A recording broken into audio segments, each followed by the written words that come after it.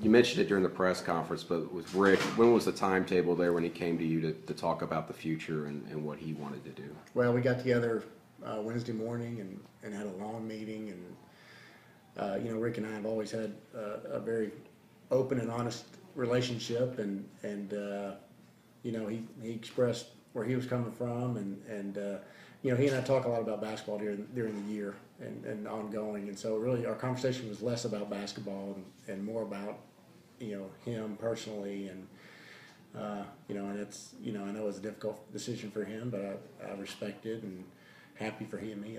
You said you didn't want to speculate that if he didn't bring up retirement, whether you would have made a decision to keep him here next season anyway. I was just wondering if you can expound on that. Well, it's hard to speculate because we never got to that. That was part of the conversation. In these last 2 years, I know there was some disappointment there. I mean, how much did you guys talk about that before Wednesday when you guys met? I mean, that's our job is to focus on those kind of things, and when things are going good, make sure they continue to go well. When they're not going well, figure out what's preventing it from going well, and we've had a lot of conversations ongoing about those kind of things, and I think we can. I think every issue is correctable. Every problem can be fixed, and we've got a chance to have to build upon what Rick has done here in our basketball program, and have a program that can win consistently, like Rick's done, and put ourselves in a position to compete for championships, which Rick has done.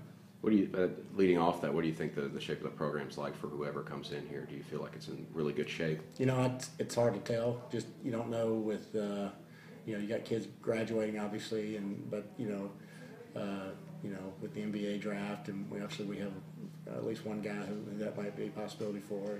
So and we got to finish up recruiting, and obviously hiring somebody as quickly as possible is important for that. So, I'd like to think that from a facility standpoint, we're in great shape. I think we've got some talented young players.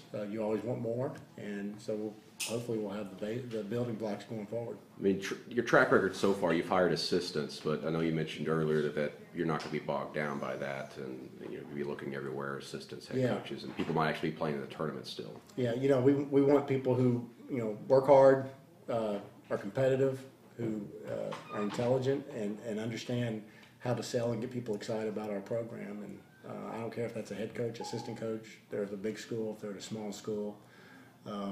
If they are the right person, we'll find them. And I'm not worried near as much about the labels as I am the characteristics that I think really lead to successful coaches. And just how much different is it now?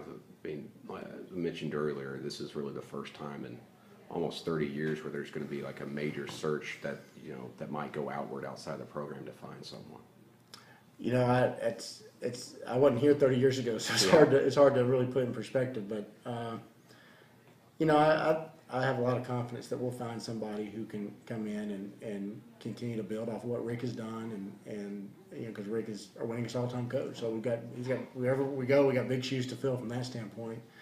But also put a program in place that's where there's a culture of discipline and accountability and respect, and also I tell all of our coaches and all of our student athletes when they come in that it's my goal that when people step on the court or the field or the track against a Mississippi State team, that they're taken aback by our level of intensity and our approach and how competitive we are, and usually those traits start at the top and who you put in that head coaching position. And it's important that we find somebody who can deliver that message.